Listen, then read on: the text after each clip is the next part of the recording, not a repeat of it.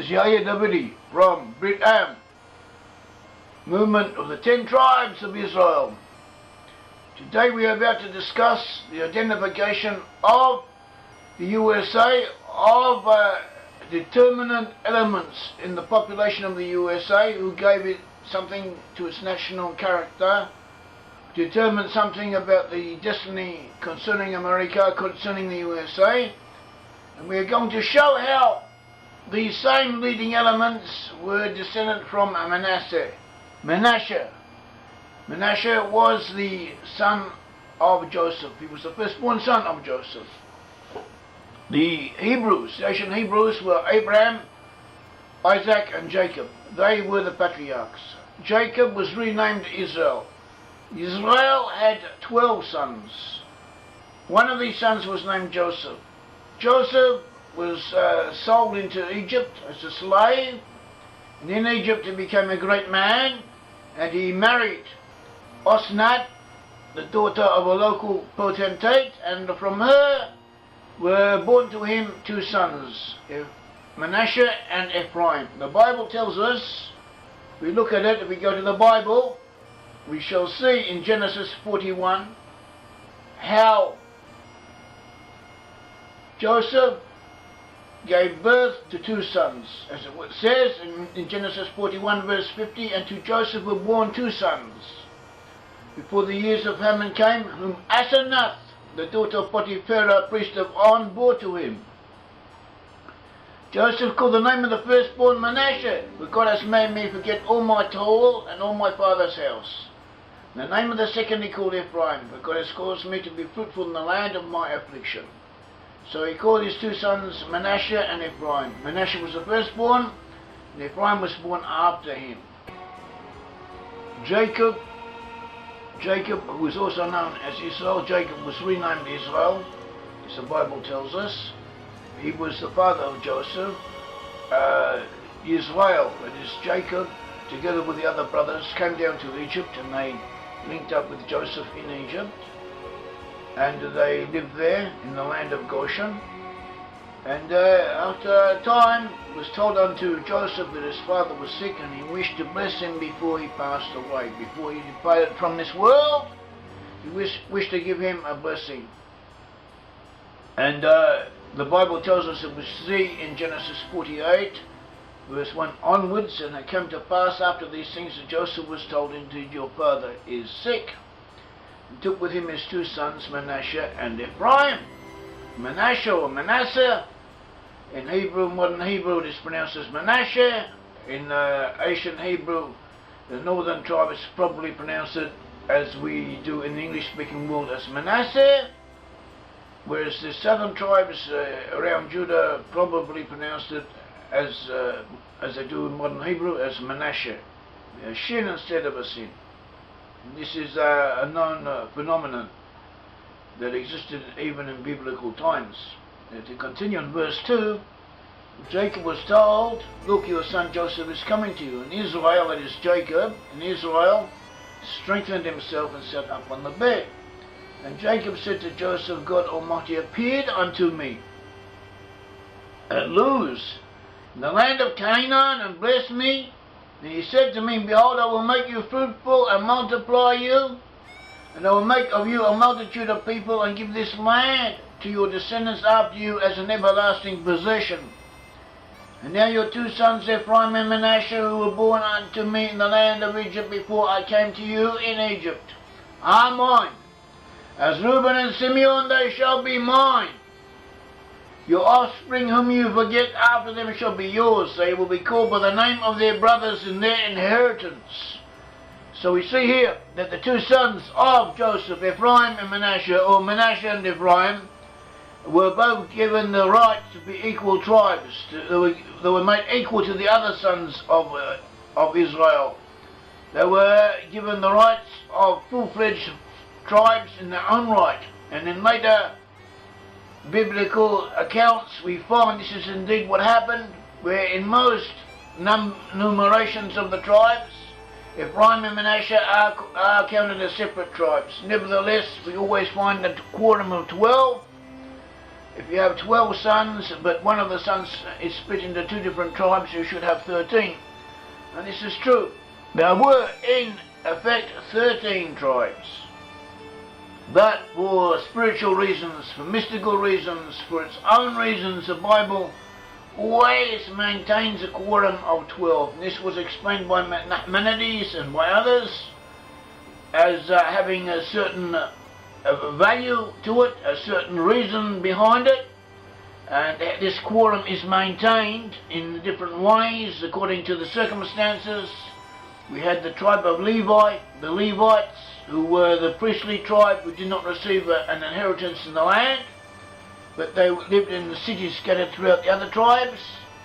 And sometimes when the tribes are listed, the tribe of Levi is left out for this reason. In one place, the tribe of Simeon is left out because Simeon is counted as part of Judah in that instance. Or in other times when both Simeon and Levi are counted as full-fledged tribes. So the 2 tribes, Ephraim and Manasseh, are counted as one tribe and called Joseph. And so in different ways, in different permutations and different juggling of the expressions and the determinations employed, the Bible manages to always give us a quorum of 12 tribes, even though, technically speaking, there were 13 of them. And Ephraim and Manasseh were 2 separate tribes, or became 2 separate tribes in their own right, according to this blessing of Jacob. And he continues, your offspring, as he told him that the other brothers, if there would be born other brothers to Joseph, they should be included in the tribes of Ephraim and Manasseh and not be counted as separate sons. And this apparently did happen. There are differences of opinion amongst the commentators, but it does seem that Joseph did have other sons, and these sons were included in the tribes of Ephraim and Manasseh as if they were part of the tribes of Ephraim and Manasseh. And this explains some of the discrepancies we find between the books of Chronicles and the other biblical books, because the book of Chronicles apparently does count other sons of Joseph as portions of Ephraim and Manasseh. And the narrative in the Bible continues. We come to verse 8. Genesis 48 verse 8, then Israel saw Joseph's sons and said, who are these? He said, who are these? And Joseph said to his father, they are my sons whom God has given me in this place. So he said, please bring them to me and I will bless them. And the eyes of Israel were dim with age, so that he could not see. And Joseph brought them near him, and he kissed them and embraced them. And Israel said to Joseph, I had not thought to see your face, but in fact God has shown me your offspring. He had thought that Joseph would be lost, but in the end he met up with Joseph. Joseph revealed himself to the brothers, and afterwards Joseph re-met with his father, as if to say in a sense they were reconciled, and in this case Joseph represents the lost 10 tribes in their places of exile.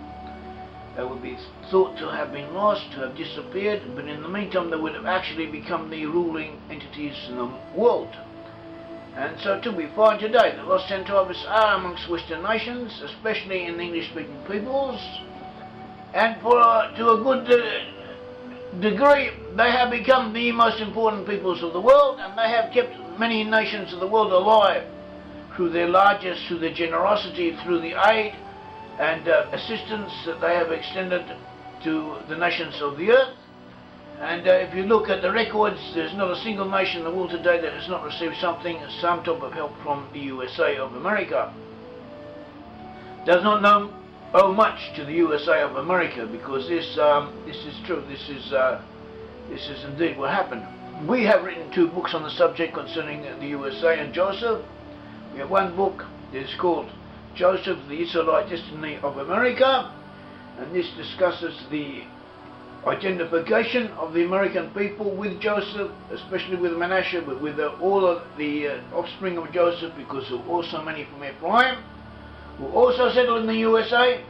And this book discusses this. It discusses it from a biblical an historical and a sociological perspective. It brings all the different sources together and has a thorough discussion of anything connected with the USA and Joseph. And it is a valuable book, and it is a pleasurable read. It is worth reading, and it is good to read. It is pleasurable to read. It's been written for your enjoyment, as well as for your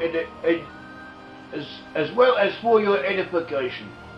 The second book is called Roll to Rule, and this book is similar to the first one, but it more concentrates upon the role that the USA has in the world today, and the role that the world and the role that the USA fulfills in the world today, in the light of biblical passages, in the light of its Israelite destiny, as the Bible and rabbinical philosophical thought explained it to be. So we are getting back to this blessing, the blessing of Jacob to the offspring of Joseph, and we are told we have now reached verse 12 in the Genesis 48. Verse 12, we are told that so Joseph brought them from beside his knees, and he bowed down with his face to the earth. Joseph took them both, Ephraim with his right hand towards Israel's left hand, and Manasseh with his left hand toward Israel's right hand, and brought them near him. Then Israel stretched out his right hand and laid it on Ephraim's head, who was the younger, and his left hand on Manasseh's head. Israel did this. He took his right hand and he placed it on the head of Ephraim. He took his left hand and he placed it on the head of Manasseh. He crossed his hands, guiding his hands knowingly, for Manasseh was the firstborn. And he blessed Joseph and said, God before whom my fathers Abraham and Isaac walked, the God who has fed me all my life long to this day, the angel who has redeemed me from all evil. Bless the lads, let my name be named upon them, the name of my fathers Abraham and Isaac, and let them grow into a multitude in the midst of the earth. Now when Joseph saw that his father laid his right hand on the head of Ephraim, it displeased him, so he took hold of his father's hand to remove it from Ephraim's head to Manasseh's head. And Joseph said to his father, Not so, my father, for this one is the firstborn. Put your right hand on his head. His father refused and said, I know, my son, I know he also shall become a great people, and he also shall be great, but truly his young brother shall be greater than he, and his descendants shall become a multitude of nations. So he blessed them that day, saying, By you Esau will bless, saying, God make you as Ephraim and as Manasseh. And thus he said Ephraim before Manasseh. And Esau said to Joseph, Behold, I am dying, but God will be with you, and bring you back to the land of your fathers.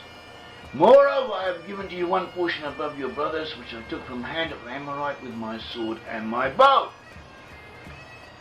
So we will go into aspects of this blessing in the course of this article, and we will also discuss it in other places, in other forums. But for the moment, let us go back to what we are speaking about concerning the identification of a good portion of the inhabitants of the USA with Manasseh. We have different points. One point is tribal demography. In our book, The Tribes, we have traced the lost 10 tribes to their places of migration. We have proven that the lost 10 tribes moved to the north of Mesopotamia. They moved north of the Caucasus Mountains into southern Russia. From there they moved to Western Europe. They did this by several pathways of migration. They also travelled by boat to Spain, from Spain up into Ireland and to the British Isles and into Scandinavia.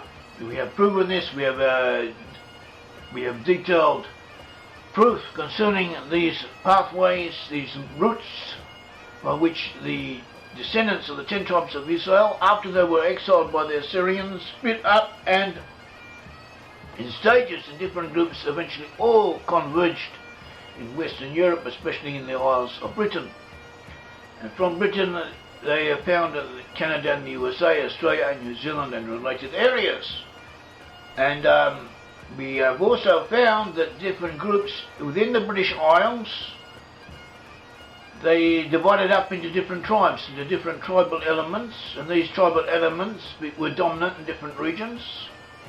And the regions in the north and in the west of the British Isles have clan names and or other marks of identification that enable us to say that these regions were those that predominantly pertain to Manasseh, to the clans of Manasseh. And we have proven it, we have facts about it, and it is definitely there that that the regions of the west and the north of Britain were predominantly pertaining to Manasseh at a certain period in history. We also know that from these areas, the early settlers of North America, especially of the USA, came, maybe 83-87% of the early settlers came from these regions that pertain to Manasseh. We also know that many of the others, or many of the settlers of the USA from Britain in general, belong to certain social elements that did not really pertain or were not really part of the feudal arrangements that then existed in the British Isles. They were more free or ownerless, as if to say, ownerless groups without social stratification, and many of these also were amongst the early immigrants to the USA. So we may say that the early immigrants to the USA were distinct bodies, distinct entities, and we can identify them with Manasseh. We also have evidence, indications that in Germany a similar phenomenon exists, that those masses of people from Germany who in the 1700s and 1800s moved to the USA, migrated to America, were different from the people who stayed behind, and they in effect were Israelites predominantly from the tribe of Manasseh, and they all moved out of Germany. Very few of them remained behind, but they all moved to the USA or to other Israelite nations in the neighborhood.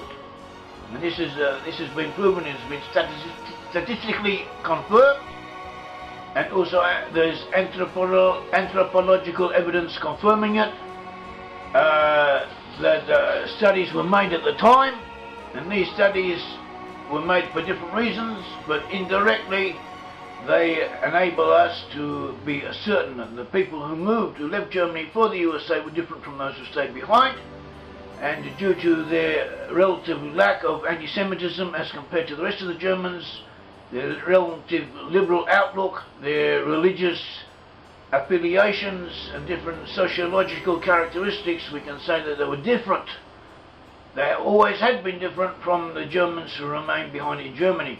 And we also, by extension and by other signs, find or may assume, based on reasonable evidence, that a similar phenomenon existed in other parts of Europe concerning those who picked themselves up and moved to the USA, that they too were from Manasseh.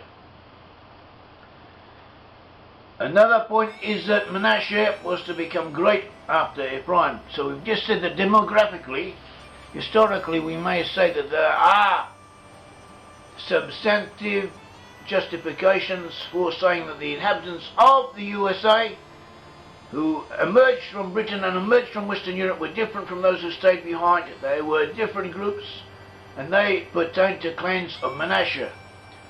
That is one point. Another point is that the USA became great after Britain.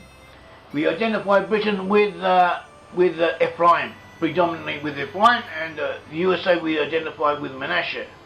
Ephraim was the one who had received the birthright. Joseph had crossed his hands and placed the preeminence upon Ephraim, or the greater birthright he had given to Ephraim concerning numbers and so on.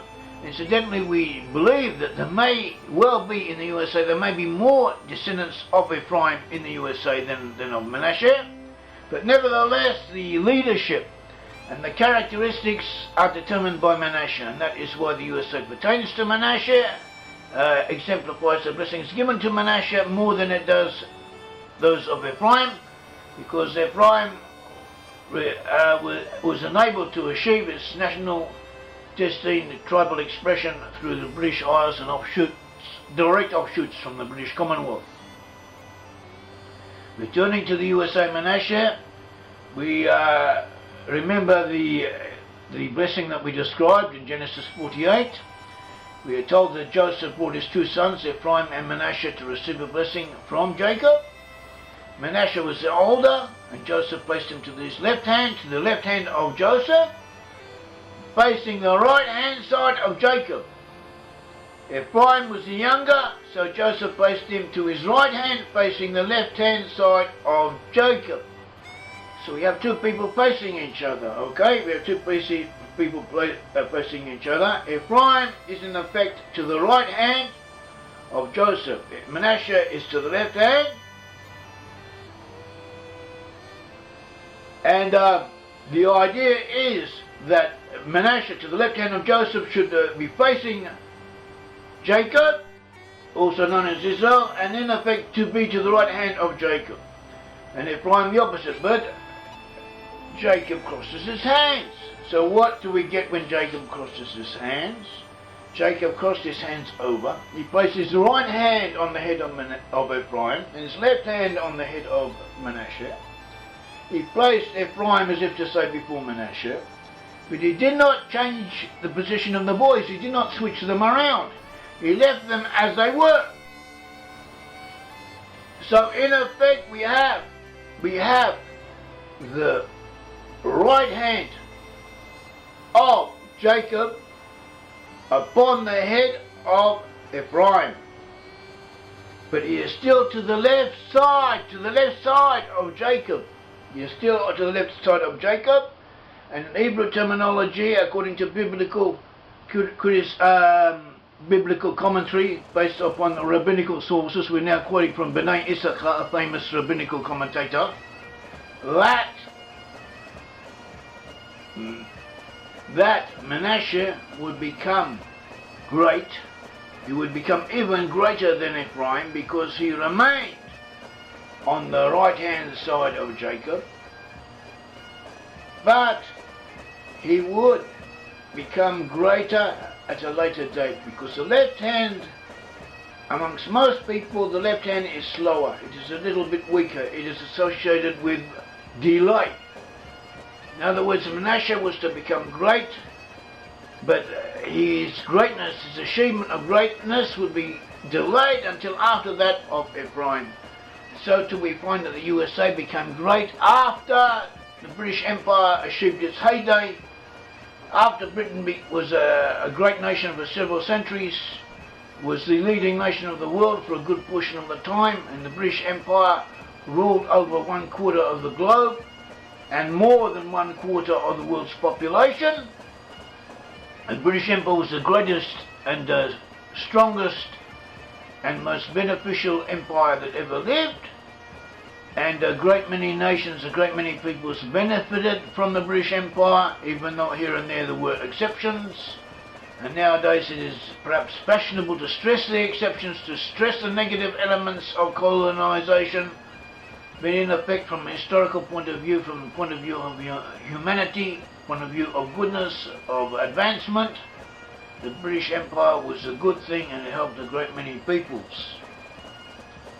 So here we see that another aspect of the blessing was that Manasseh would become great. He would become even greater than Ephraim. He would become pre-eminent before Ephraim, but he would do so.